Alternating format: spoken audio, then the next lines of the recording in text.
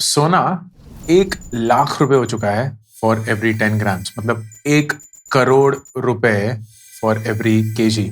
बहुत सारे लोग बोल रहे हैं कि सोना अभी खरीदना चाहिए, नहीं खरीदना चाहिए, बहुत महंगा हो गया है, गिरने की वेट करो। ये सब लोग ना बड़ी पिक्चर जो होती है उसको मिस कर रहे हैं। To understand why gold could be an important asset, why थोड़ा बहुत पोर्टफोलियो गोल्ड में हमेशा होना चाहिए, what is the right form of buying gold, gold ETF या gold mutual fund, this video will be your answer. Capital Mind ने हाल ही में एक बड़ा इंटरेस्टिंग बहुत अच्छा सा आर्टिकल लिखा था। ये था 100 years of gold in India and the Lindy effect. I don't know how many of you know the Lindy effect, बहुत powerful effect है। ये आर्टिकल अनूप विजय कुमार ने लिखा था, who is the head of equities for Capital Mind. He is also a batchmate of mine from ISB and एक momentum investor हैं जिनके चलते मैं momentum strategy में घुसा था, but that's not the reason why he is mentioned. बहुत अच्छा आर्टिकल है, of course lots of details, but I'll bring you to the most important point, which is this. How about the Indian investor in gold? So what they've done is they've basically figured कि gold returns by decade क्या रहे हैं, both in USD अगर आप US dollar में खरीद लें and INR converted on the USD exchange rate, and you will see 1970 से 2025 तक, so 55 years of data और 5 decades of data ये बताता है कि INR में, Indian rupees में, the annualized average rate of return for gold has been 13.3%. 13.3%. To give you context, Nifty 50 on an average has been between 12 to 13% over an extended period of time. अगर आप 10, 20, 25 साल का snapshot लेंगे, Nifty 50 Bharat की top 50 companies listed on the national stock exchange, उन्होंने on an average annually 12 से 13% का return दिया है, और यहां सोना बैठे बैठे आपको 13.3% रिटर्न दे रहा है।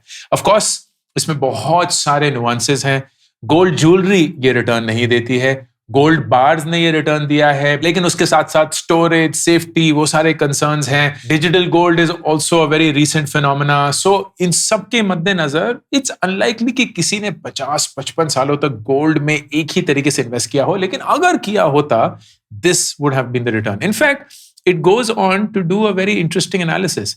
अगर हम एक निफ्टी और गोल्ड का 50-50 पोर्टफोलियो लेते, तब क्या परफॉर्मेंस होती, and look at how things are. अगर आप सिर्फ गोल्ड लेते तो you would be this yellow line, अगर आप सिर्फ निफ्टी लेते you would be this line which I think is reddish, and अगर आप 50-50 का एक बैलेंस्ड पोर्टफोलियो लेते, 50% gold 50% Nifty 50, you would be somewhere here.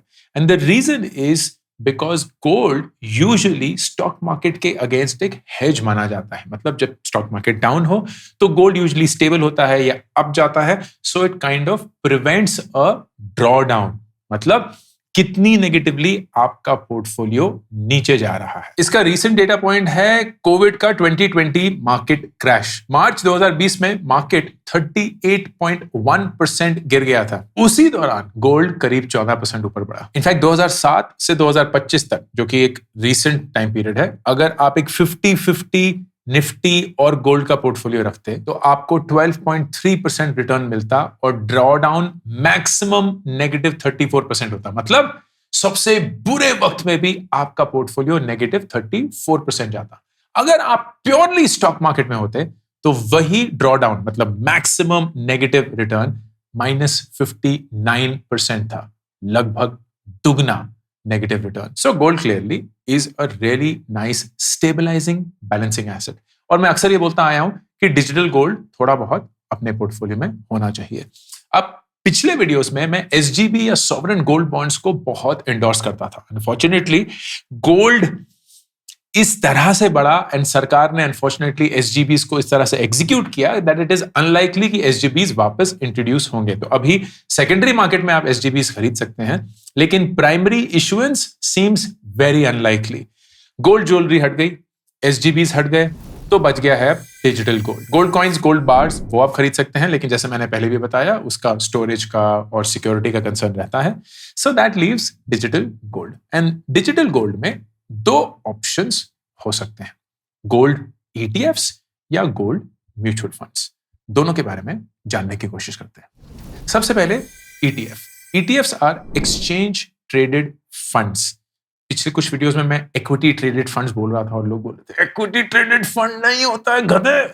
Exchange traded funds ETFs are like stocks. आप उनको स्टॉक्स मान के चलिए फॉर द सिंपल रीजन कि स्टॉक मार्केट जब खुली होती है तो आप कोई भी ETF खरीद सकते हैं, बेच सकते हैं, वो इंस्टेंटली आप खरीद और बेच पाएंगे डिपेंडिंग ऑन उसका डिमांड सप्लाई अगर है कि नहीं। एंड गोल्ड के ETFs जो होते हैं वो एक्चुअली फिजिकल गोल्ड खरीदते हैं as a backup for the investment that you are making. मोटा मोटा 1 यूनिट अगर आप ETF खरीदेंगे गोल्ड का तो that is equal to 1 gram of gold. तो आप उससे शुरू कर सकते हैं। And there are also decimal points that you can buy. Gold mutual funds on the other hand are a fund क्या होता है? यूजुअली तो वो म्यूचुअल फंड अगर स्टॉक होगा तो वो मल्टीपल स्टॉक्स खरीद रहे हैं। म्यूचुअल फंड अगर डेट म्यूचुअल फंड होगा तो वो मल्टीपल डेट इंस्ट्रूमेंट्स खरीद रहे होंगे। कहीं कुछ कॉर्पोरेट बॉन्ड खरीद लिया, कहीं कुछ गवर्नमेंट ट्रेजरी खरीद ली, कहीं कोई फिक्स डिपॉजिट्स ले लिया मतलब उसमें इन्वेस्ट किया। And gold mutual funds invest in gold ETFs। तो एक लेयर बना लेते हैं जहां वो मल्टीपल गोल्ड ETFs को बैलेंस करते रहते हैं to give you a desirable return. They don't operate like stocks. मतलब स्टॉक मार्केट में आप real time gold mutual fund खरीद या बेच नहीं सकते।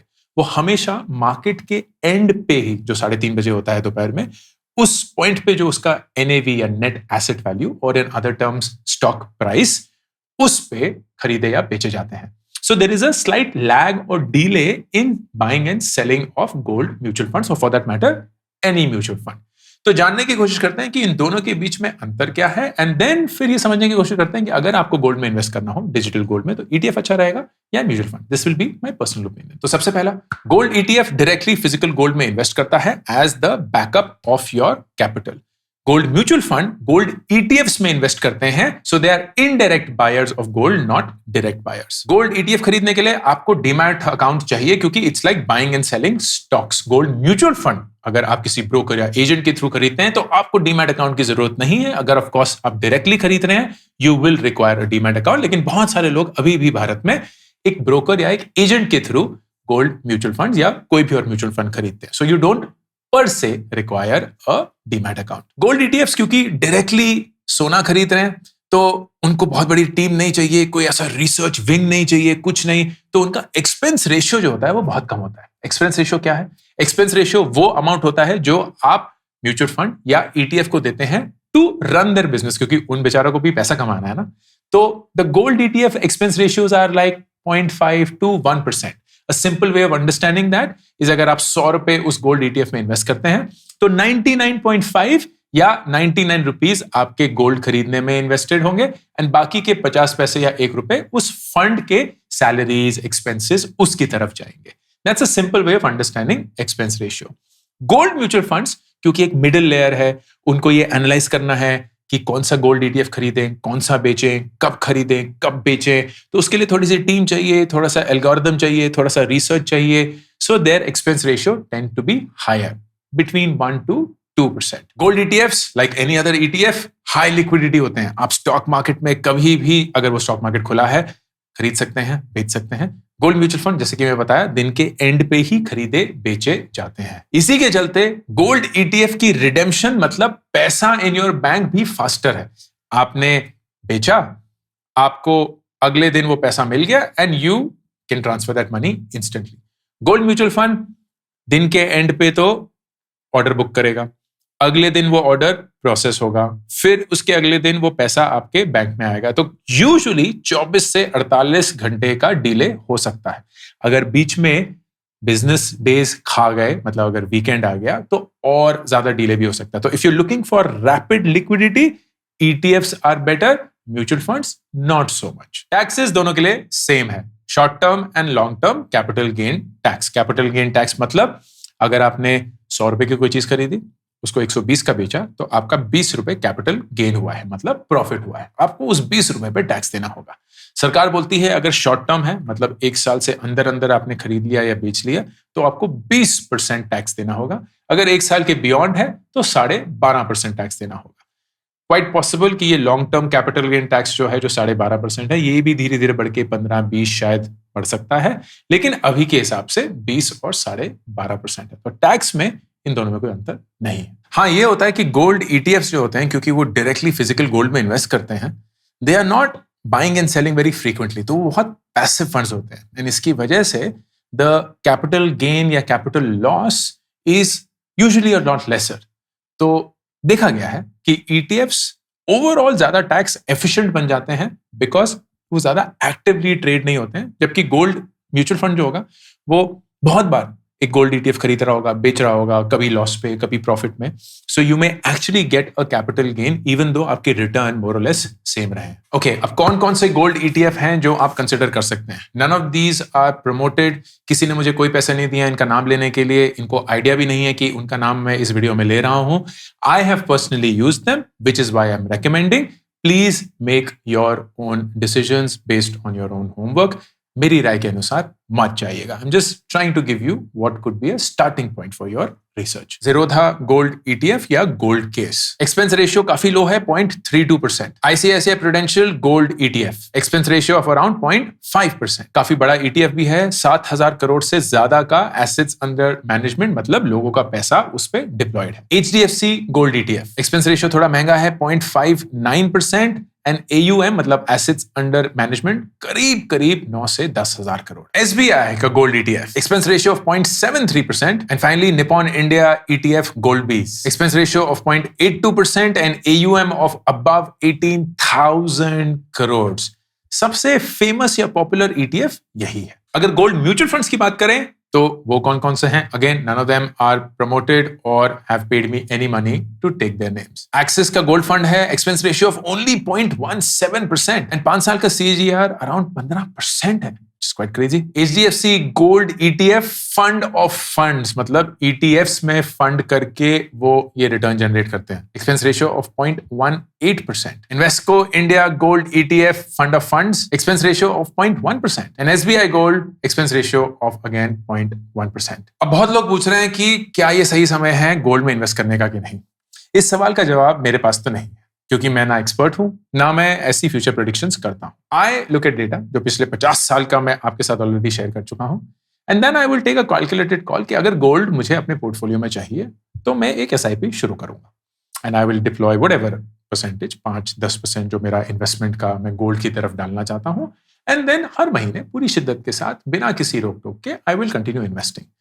एवरेज प्राइसिंग, चाहे वो 1 लाख का हो, चाहे वो 80,000 पहुंच जाए, चाहे वो 1,20,000 पहुंच जाए, when it's low मैं ज्यादा यूनिट्स खरीदूंगा, when it's high कम यूनिट्स खरीद पाऊंगा, but over a period of time मुझे वो सारे रिटर्न्स मिलेंगे which have been in the last 5 decades when it comes to India and gold returns. यही same principle equity mutual funds के लिए है, यही same principle debt mutual funds के लिए, यही सेम प्रिंसिपल आपको हर एक इन्वेस्टमेंट में लगाना चाहिए।